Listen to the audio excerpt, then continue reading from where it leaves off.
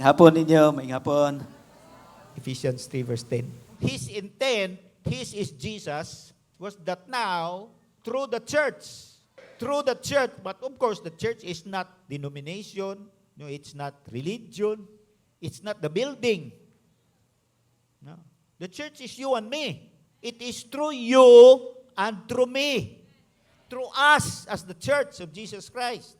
That through the church, the manifold wisdom of God should be made known to the rulers and authorities in the heavenly realms.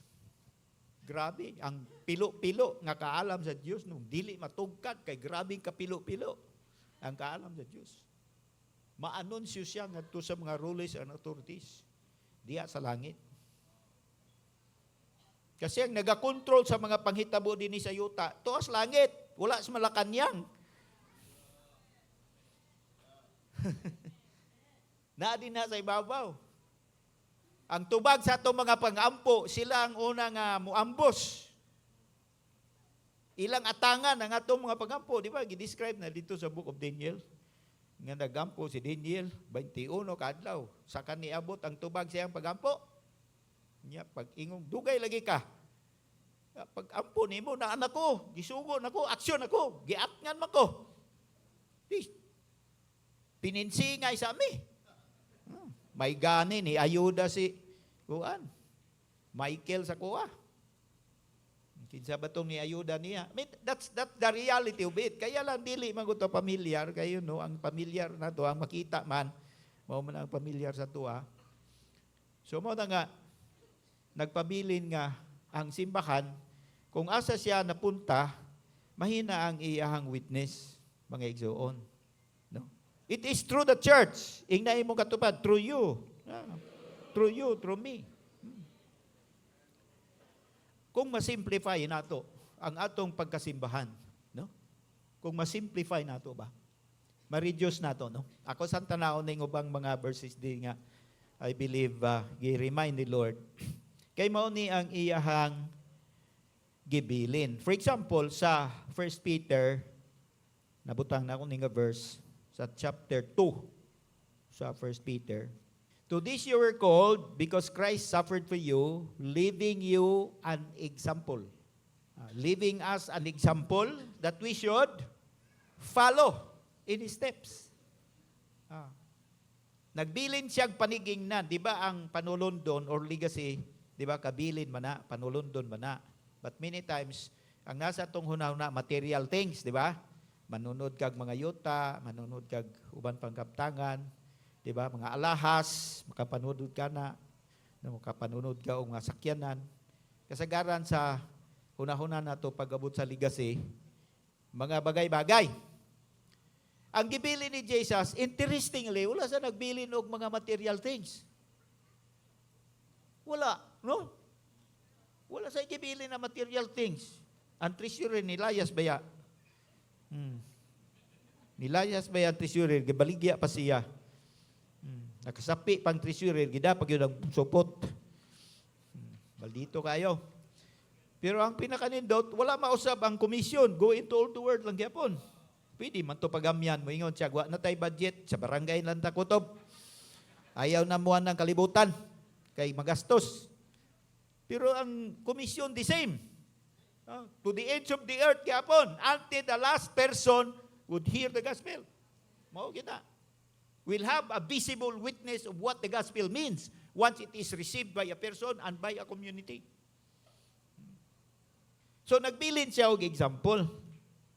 Nga mo daw atong sundon. Although ang context ani dire, suffering man na siya, but suffering is only part sa example na gibilin ni Jesus. Ay lang mo kahadlo ka ng suffering. Di man po nakadadlaw mo abot na to. Tama, no? We all know nga ang bagyo na dire sa Pilipinas, pero di man kada adlaw. Wa may kada adlaw gikan sa Enero hangtod December tanang adlaw nagbagyo man. Kadaghang panahon nga nindot kay adlaw. Ligo tag dagat, di ba no? Pero di po maayo nga pulos lang nindot oy. Kay og tanom imong basihan pulos na lang init, mga matay na sila guay tubig. Kaya balance na siya dapat, no? So, si Paul nagisgot ana, o si Peter nagisgot ana, so klaro na siya. Og si Paul pod nanghagad po siya din sa 1 Corinthians chapter 11, verse 1. Ingon si Paul, follow my example as I follow the example of Christ. Sunda ako ninyo, ingon nga panigingnan, kay ako ning sunod sa pinaka panigingnan. Siya ka ang pinaka example. Grabe ito si Pablo ba? Giyon sa katon niya pagsunod nga, during the earthly ministry of Jesus, Paul was not in Palestine or in Israel. He was in Tarsus. He never met Jesus in person until that experience on the road to Damascus. Mo pa na ang una niyang panahon niya, dili ito ani personal. Oh. Pero gikan niya to, nga nagkahimamat sila dito, very powerful, dramatic, and life-changing na encounter. Paul was never the same again since that day. On that very day, he was commissioned as an apostle. And he grew in his knowledge of the Lord. Yun samto niya, nga wa mas Jesus in person. Wa pa yung New Testament. Bisan o sa kalibros New Testament, sa kapage wala pa. Nasulat, Old Testament ra ang pirmi basahon niya. But praise to God, by the work of the Holy Spirit, ang mabasa niya sa Old Testament, everything nga iyang mabasa, makita niya Jesus. Amazing kayo. Kaya mo man ang trabaho sa Holy Spirit. Ang Holy Spirit, siya ang revelator. Mga igsuon. Tanang stories, walay meaning pag wala ang Holy Spirit. Pero matingala ka, pag naan na siya, masumpay-sumpay, na meaning, malindot kayo. Di ba no? Naila niya, si Jesus. Gisunod na dayon niya, si Jesus. Nahimong very personal sa iya. Lalum kayo ang iyang pag-ila kang Jesus compared sa mga the other disciples who lived physically with Jesus for 3 years and a half. 1 Corinthians 4:16, 17. Therefore, I urge you to imitate me. Imitate is the other word for follow. Imitate me. Sundug ako. Pag-ingon ako, doon, sa kadiri, sundug ako. Tanan akong aksyon, sundog ko niya, di ba? Oh, mulukso ko, mulukso siya. Balintong mo, balintong siya. Okay, imitate man nimo. Dili ka pwede maghimo og imong kaugalingon and you say you're imitating someone else. No, imitate gani ginasunod gyud nimo. And you focus on that person. Kay aron ma-imitate nimo siya. Once you lose your focus, you will not be imitating him anymore. Therefore, I urge you to imitate me. Siya ra ba siya ra gud sa tanang apostoli, siya ra po nagnakahisgot ani. Di maulaw. Kita kasar may ta ay lang ko ninyong sunda, di ba? Si Jesus lang inyong sunda, ay lang mo tutok nako, tutok lang mo ka Jesus, di ba ana mata? Kay ganahan matang mo escape gamay. Pero siya nangahas gud sa pag-ingog, sunda ko ninyo. I urge you, nag-apura ko. Sunda ko ninyo. Sunda ko ninyo, samtang ako nagsunod kang Kristo. Pag muundang na kong sunod niya, ayaw mo sunod na ako, noon sa mo. Diba? Kita naman mong wa na kung nagsunod niya, siya man ang pinaka-example. So I urge you to imitate me. For this reason, I am sending to you Timothy, my son, whom I love, who is faithful in the Lord, meaning faithful in imitating the Lord, faithful in following the Lord, faithful in living his life every day like his Lord. Mao na buti pasabot. Dili man na faithfulness in attendance, di man na wa man gahisgot og attendance diha. Karon man god ang basis sa atong faithfulness sa mga miyembro nato attendance. I'm not saying nga wrong ang attendance, but just a little fraction kanang attendance. It is the way you live your life every day. Another basis sa ato ang pag-faithfulness kay giving. Of course, very important ang giving. Pero kung wala siya gakinabuhi everyday, nagahatag lang pud siya, pero pag wala siya dinha, tamay uban mo hatag gani, di mo ato, ipadara ilang kwarta. Nya kita malipay ra pud ta kay balag absent, total na may tight. Buhi ra man sa ta. Di ba? Tama no? Sahay no? Oh. Pero kaning iyang faithfulness din faithful ba sa pagsunod sa kinabuhi niya para kang Kristo? Because to be Christian is to be Christ-like. In everything that you do, you say, tanan. Ha? Who is faithful in the Lord? Look at the last line. He, meaning si Timothy, he will remind you, ang mga Corinthians, of my way of life in Christ Jesus, which agrees with what I teach everywhere in every church. Si Timothy, mag-remind siya kaninyo. Mag-remind siya kaninyo sa way of life, my way of life. Ingon si Paul. In Christ Jesus, which agrees with what I teach in everywhere in every church. Ang consistency, makita niyo mo, everywhere in every church, the same way of life, agreeing with what you are talking, what you are teaching. Your conduct, your behavior, walay problema na, no? Nakausa ra siya, which is exactly what Jesus has shown us. Ako na nang ipakita, Acts chapter 1 verse 1, sa report ni Dr. Lucas, ingon siya din in my former book, Theophilus, I wrote about all that Jesus began to do and to teach. Jesus began to do and to teach. Remember, ang ginahimo ni Jesus, mo iyang ginatudlo. Una ang doing, aya ang teaching. Wala siya'y gitudlo, nga wala niya gibuhat. Wala po siya'y gibuhat, nga dili niya teaching. Unsa tong iyang gibuhat, mo to iyang teaching. Unsa yung teaching mo na iyang ginabuhat. So if you know what is theology, you look at Jesus. Jesus is perfect theology, ingon si Bill Johnson. Di jud ka masayop sa imong Christian life pag sundo nimo Jesus. Ang iyang gibuhat o ang iyang gitudlo. Amen. Mao lagi na, pero karon daghan naman tag mga hinabuhat nga wa man gibuhat ni Jesus. Di ba? Pangutana, asam tanang ana. Siguro sa mga missionaries, di ba no? Kay nangani sila, mo ni ilang dala, tungod sa ilang pag-adyos nun, pag-abuotan, puti pagyud sila, taas pagyud ilong, may kwarta pagyud, gisuyop lang nato tanan, wala na nato gi-challenge. Di ba? Mo na yatong namatan na dayon, nga mga practices. But many of those, walay support from what Jesus was doing and what Jesus was practicing and teaching. Which mao'y gisunod po ni Pablo. My way of life, mao na iyang gibuhat, o nga akong gitudlo. Agreement na, nag-agree na. Bisag asa ko maadto, the same na. Bisag asa ko sa simbahan, the same na. Dagan ba yung mga preachers nga nagalain-lain silang teaching? No, kada bulan. Na iniadto dito sa balay. Nagpatabang siya, ganito, ganyan, ganito, ganyan. Istorya na, hindi ko kaila niya, taga Cebu daw siya, niya daw siya sa Davao. Mag-ministry daw siya. Sa may ako matabang nimo, naa say chiki, dollars. Unya gusto niya ang dollars pag i-deposit nimo, it will take 45 days before ma in cash. Ana man na, no? Kay clear pa man siya. Gusto niya magpatabang sa kuha, na daw ko'y kailang insik para ma-advance niya cash. Kay istorya mi na dugay yung istorya. I found out nga dili man dai siya mutuo kang Kristo nga Dios. Dili siya mutuo kang Kristo nga Dios. Katong iyang chiki gikan sa iyang supporter nga Amerikano. Nga dili mutuo nga si Kristo Dios. Siya ning kambyo og pagtulunan tungod kay pakaon man siya og kwarta kada buwan. Nadaghan ning ana. Oh, hinaot nga wala dire. Amen. No?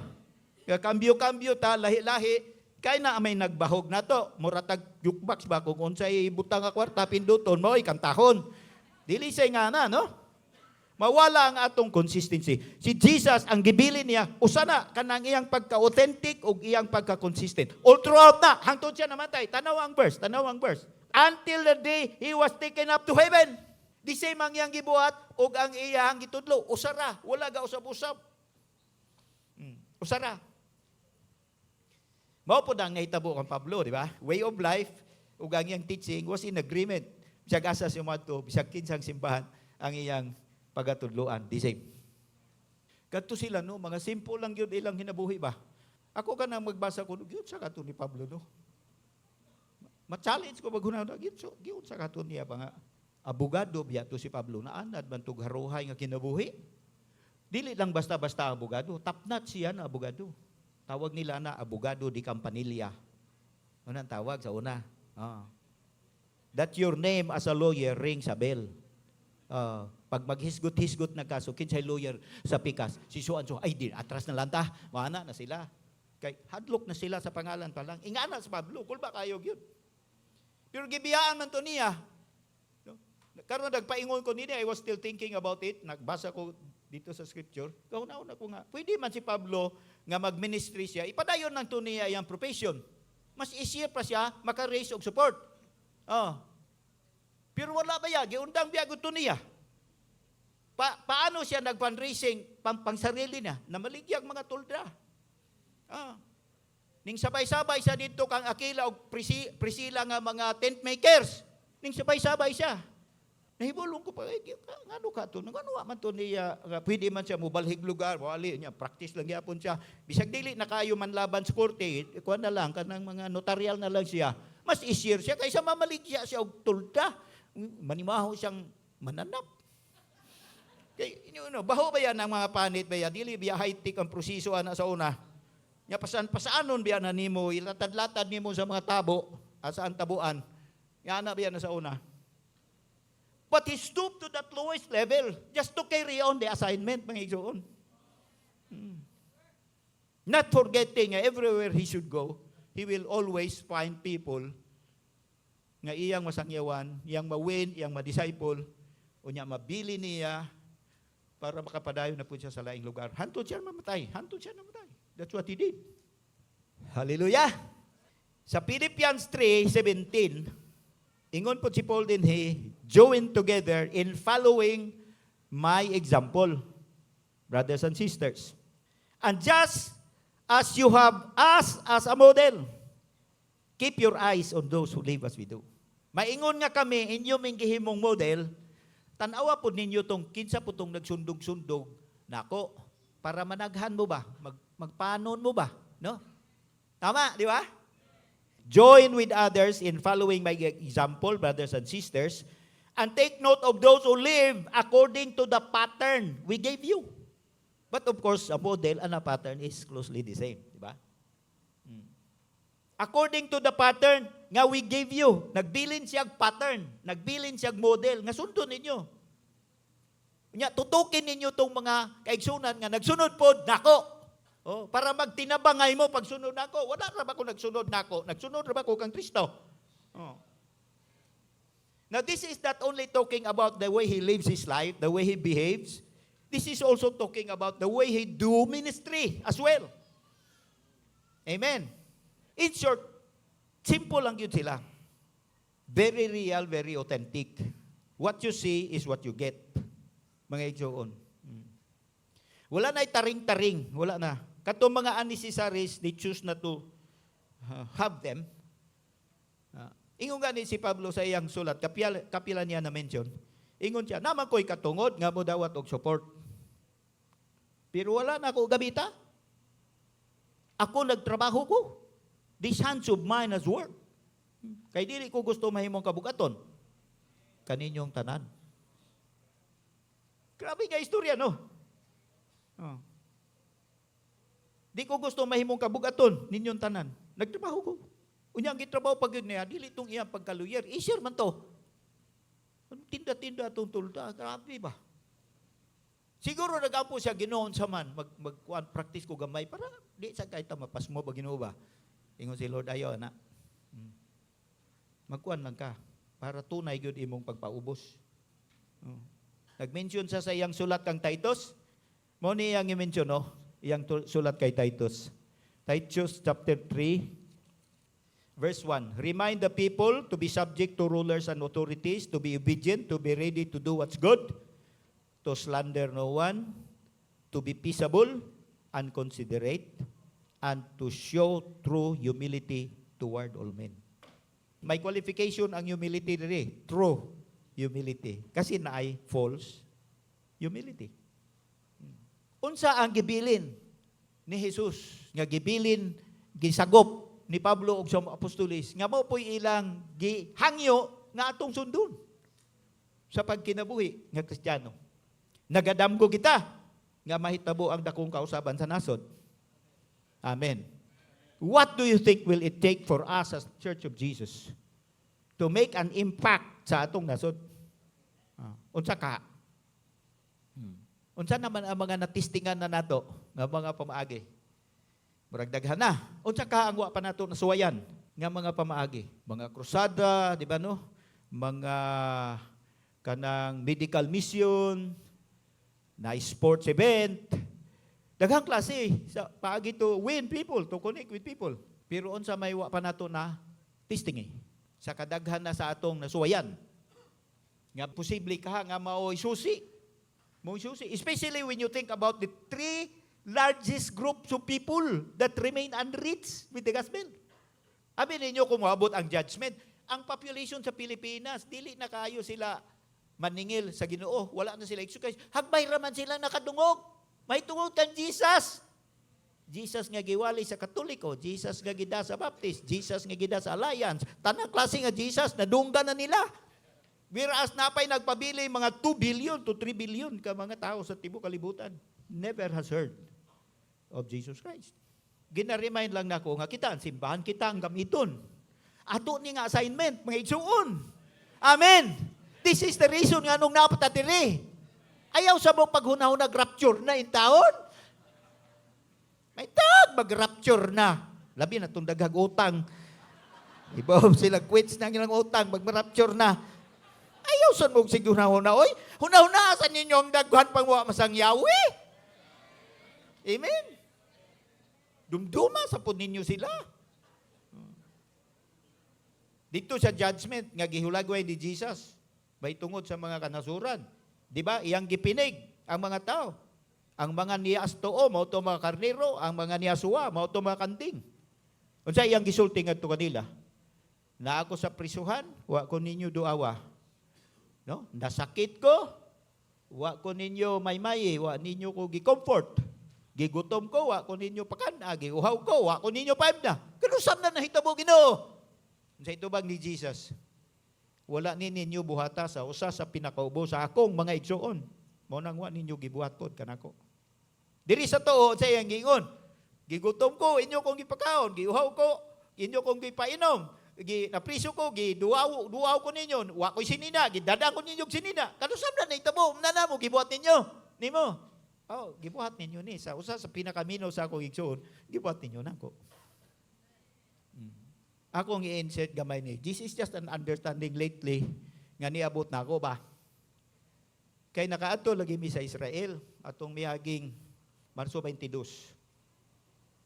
Unya kay mao man ta nga ang Israel pinili sa Dios. Ang pangutana unsa sila nga pagkapinili? Ngano silang gipili?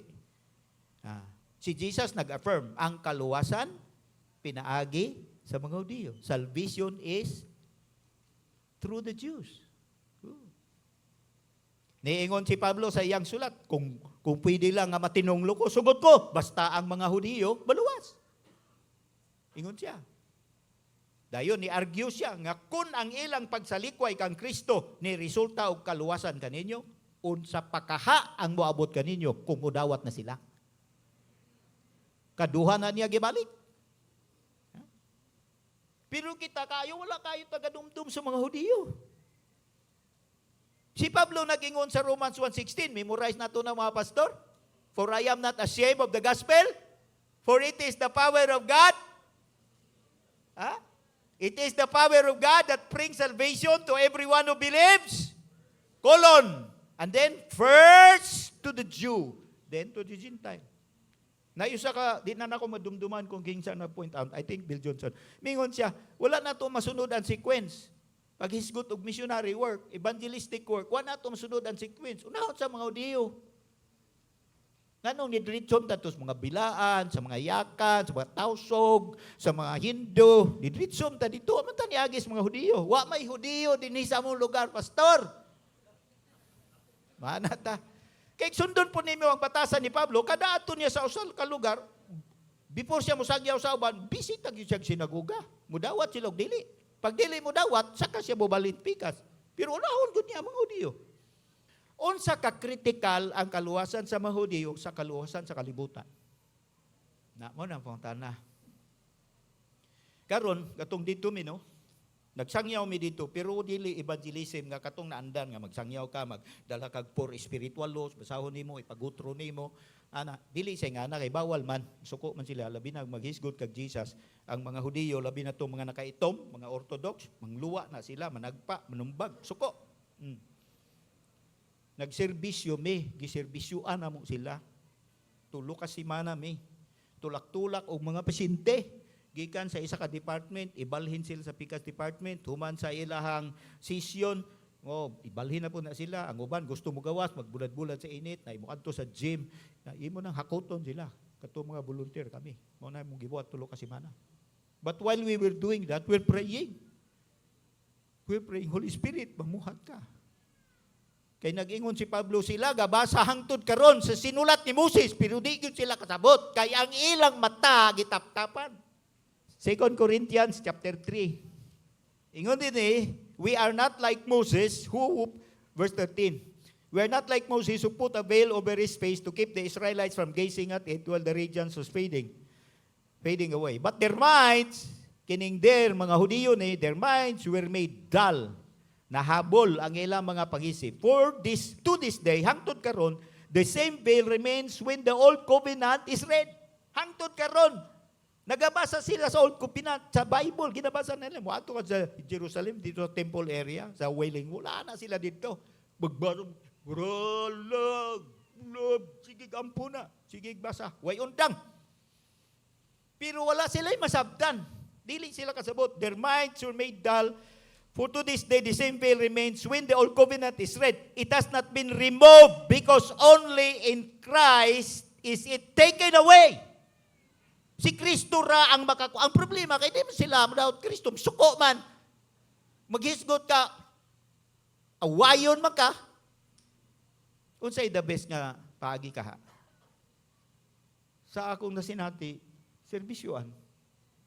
Dili man sila masukugi mong palanggaon. Serbisyuan nimo. Hatagan nimo og tubig. Di ba ingon si Jesus, if you did this to the least of my brethren, you did it to me. Oh. Ang problema kay naanad ra gyud ta sa gospel nga magsangyaw gyud napay trompa. No? Wala ta maanad nga magwali og gospel nga aksyon. Wala ta naanad ana. Ang naanda nato kanang bersikulo gyud ba? Nya napay atong style sa una nga mao pay pagsakas balay, revolto dai naton tirahon. Di ba?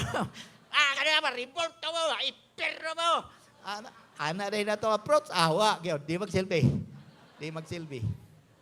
Og adto nas Muslim area, wa na kay liog ana pagkahapon. Mao na imong style. Pero kung serbisyoan, pagwali pinagi sa serbisyo, panghatag og mga bahandi nga gihatag sa Ginoo kanimo kay gi-bless ka ni Lord. Dili sila masuko. Kantahan nimo, kantahan.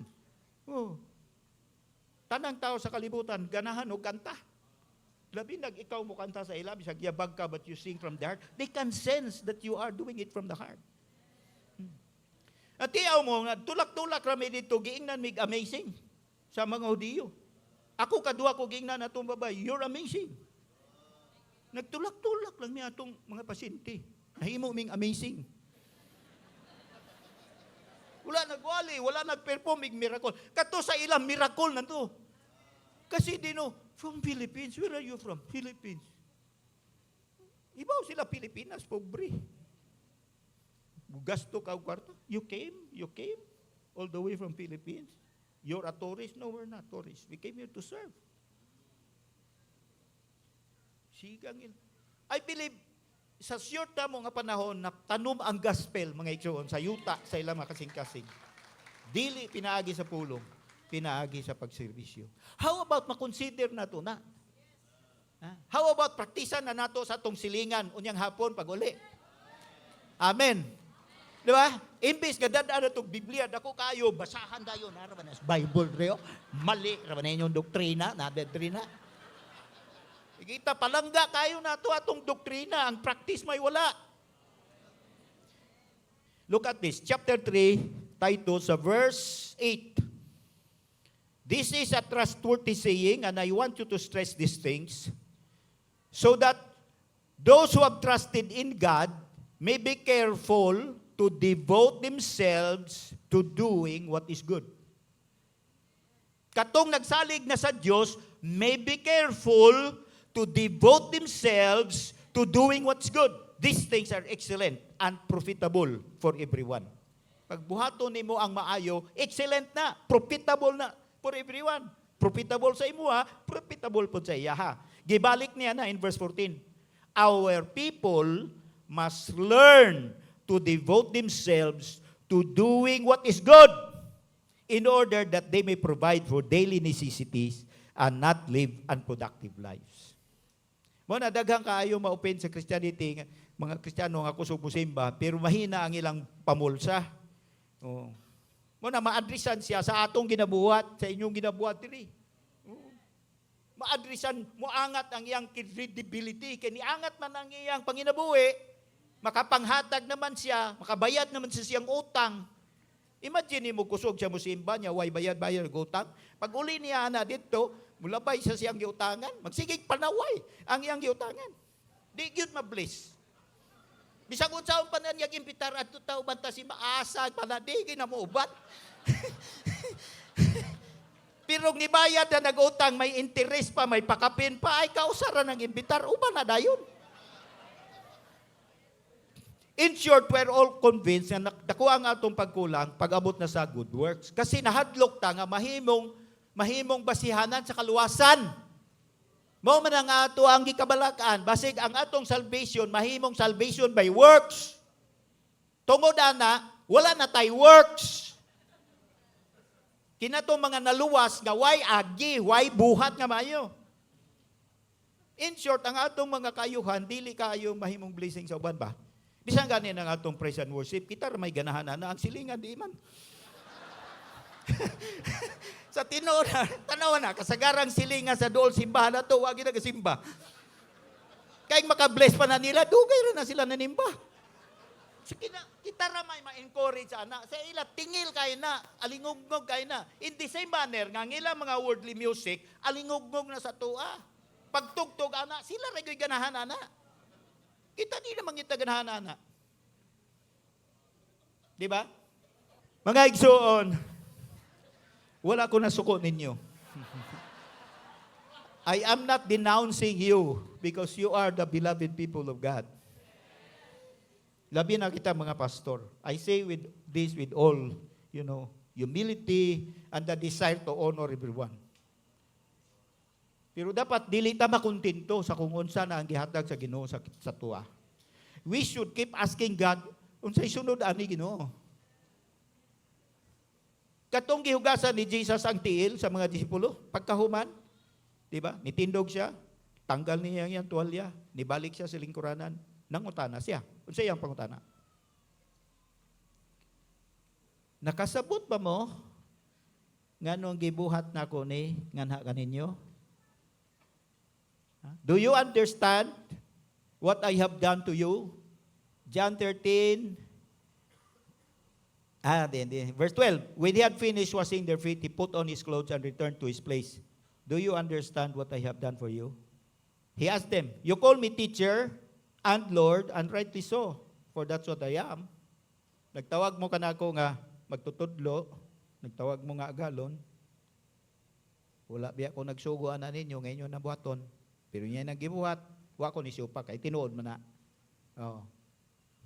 Now that I, your Lord and teacher, have washed your feet, you also should wash one another's feet. I have set you an example that you should follow. I have set you an example that you should do as I have done for you. Nag-set ko example mo. Nakasabot mo nga anong gibuhat na ko na eh. Wala sila ni tubag. Pero nga anong gibuhat ni Jesus? Ang tubag ni Jesus, kay nag-set ko example.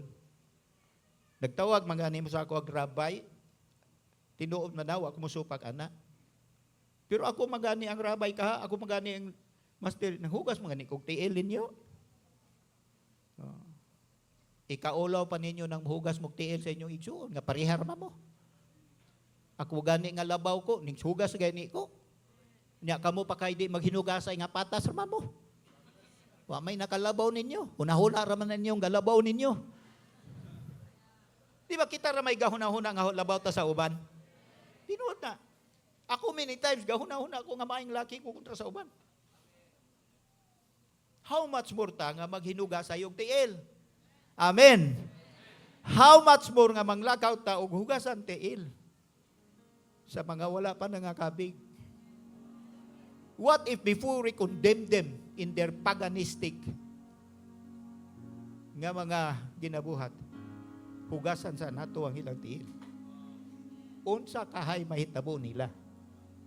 Mga igsoon. Pag mangutana sila, nganong niyan himamo din sa among community, manghugas mig tiil.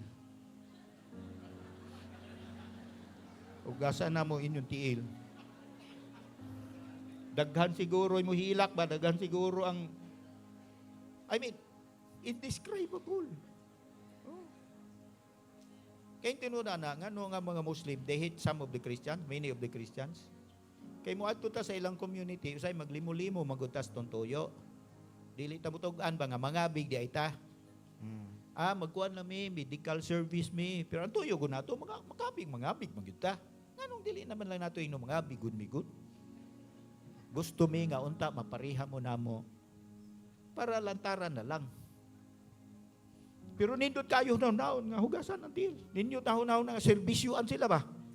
Ako na-experience lagi na mo, lipay kayo ko. Nakaservisyo mi dito ba? Tulo ka po. Si Manya, pagka-weekend, kaya ang weekend dito, Friday man o Saturday, nag-volunteer mi dito sa mga farm. Namupo mi og mga oranges. Nag-pruning, sa duol sa gasa, madungog ni mo ang buto sa mga bomba, dagko kaing buto. Musik gamay ang yuta. Ingon tong Hudiyo, yung kadlo kay amo ng mga bomba, di na mutug pa dinhi.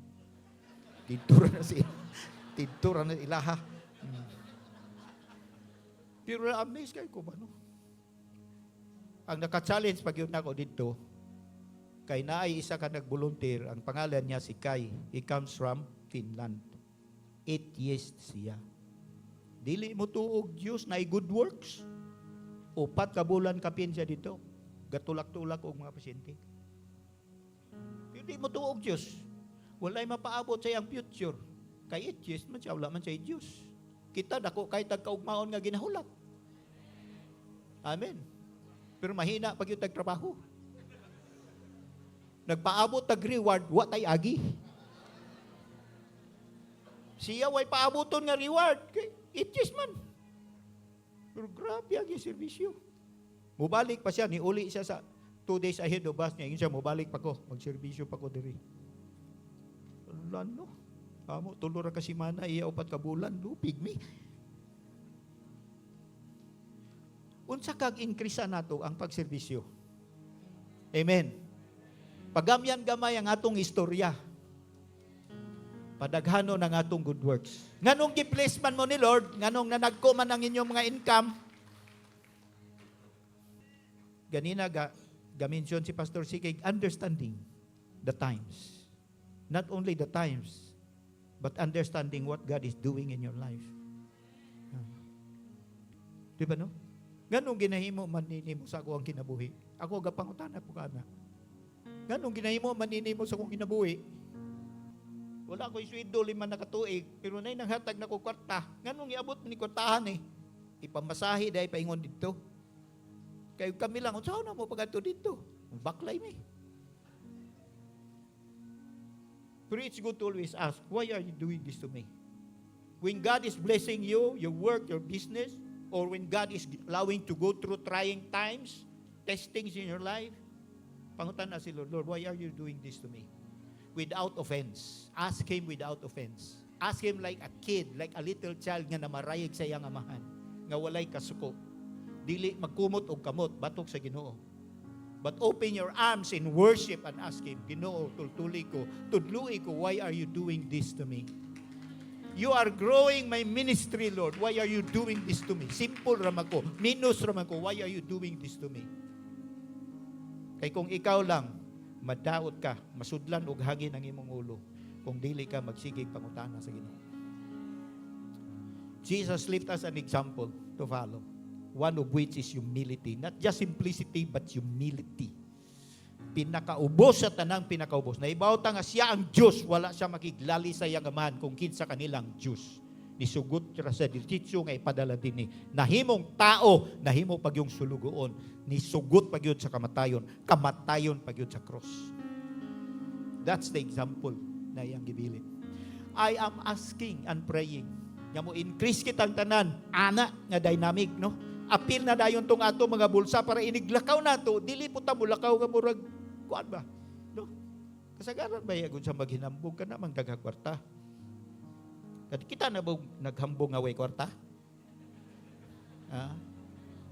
Di ba? Ang ginasugo nga magpaubos, katong ni taas na. Di ba suguon magpaubos ng ubos na daan? Di ba tama? Katong gi-bless na kaayo, magpaubos. Katong ni-expand na imong ministry, disciple daghan na, magpaubos. Di ba? Na. Amen. But how do we put that into practice? Nga mahimong culture siya. Kay ang nasud, may dako kayo magud ang offense ba sa community against sa Christianity, mga igsoon, kung imong tanawon. Kaya nga even in America, ang prophetic voice sa simbahan dili na ginapaminaw. Halos. Gone are the days. No? Karon na, ilang na kayo sila. Unsa ka ang reason? Ako na ibilin nga pangutana sa inyo ha, o kanatong tanan. Para atong mabalanse ba, mapangutana, ya sa Ginoo, mampuan ato Ginoo. How do you want me to live my life? What if God will change suddenly the fortunes of your life? Unsa ka? Musugot pa bagyapon ka? Suddenly, maakaw niya, pabalhinon ka sa Ginoo? When you read the book of Acts, fluid ba kaayo ang tanan, no? Si Philip was having a successful, evangelistic meeting in Samaria. People were responding. The devils were running away. Miracles were happening. Ingon man ang Holy Spirit. Biyaysa na din ha. Adto sa katong dalan nga, sagbutan na kaywa na nag-agi. Adto ka dito. Adto ra pud siya dito. Out of obedience. Taw-taw na iniabot karwahi. Isa ra ka tao ang naglatay. Iba sini mo na, from crowds, isa na lang imong audience. Musugot ka na? Musugot ka na? Speaker ka gahapon sa convention, 25,000, karon usa na lang imong audience, wala na TV, wala na. Will you do that? Naanad imong mind? Gianad ba nimo imong mind nga na ay changes nga himuon si Lord sa imong inabuhi? O gi-fix na nimo nga mo na ni ang dalan hangtod pagbalik ni Jesus? Kung kana siya, maglisod ta nga mahimong church. Kasi ang church nga gina-expect ni Jesus, katong musunod kaniya, tanang tikang mga kaigsoonan. Tanang season. Season sa paglambo, season. Tanang nga season, musunod. Magsigig pangutana, unsay sunod. Unsay sunod. Unsay sunod. Hallelujah. Amen. Amen. Natay example. Natay pattern. Natay model. Si Jesus, gi-express og maayo ni Apostol Paul, gi-back up niya sa iya mismong kinabuhi.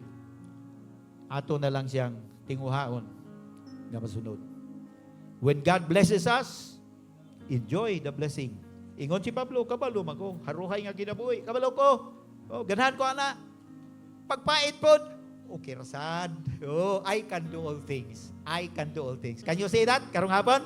I can do all things. Amen. So that kita itong mga tao nga nagapursige og blessing ni Lord because we know what to do and where to do ang blessing ni Lord sa atong inabuhi. But on the other hand, kita po itong ready po just in case. Amen. Asa tayo ipadala sa Ginoo. Right now, kanang Burkina Faso, no, kung tanaw ninyo sa YouTube, no? Ang ilang presidente, pinakabatanon nga presidente, 35. 35. And he is gaining momentum.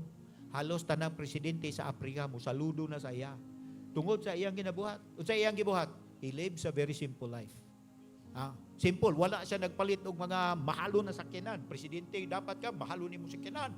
Budget mo sa gobyerno, bayan na. Siya, wala siya.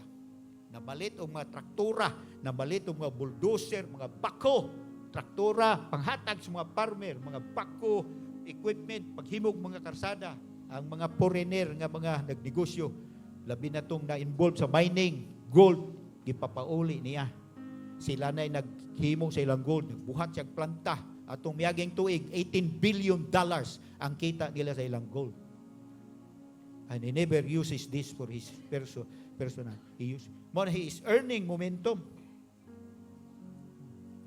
Ang igsoon. Hallelujah.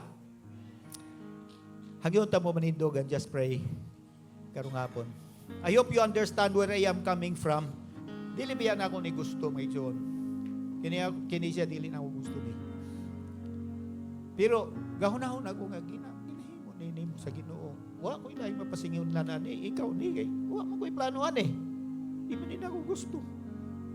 Gusto man sa ko garuhay nga ginabuhi. Gusto man ko garuhay. Kung ako lang. Pero dili imuha man kaning plano. Tabangan mo ni mga Ginoo. Tabangan mo ni mga. Himuon po ko nimong kusgan gamay bakay. Dali po ko matinag, dali po ko malain kung naay mga negative nga mga istorya. Naon sa man sa Pastor Lagak, nayabag naman na. Paano, no? Okay, wala na baya mi nag Sunday celebration, 5 ka tuig na kapin. Wala na. Ay lang bugsundog, ha? Pero kami wala na.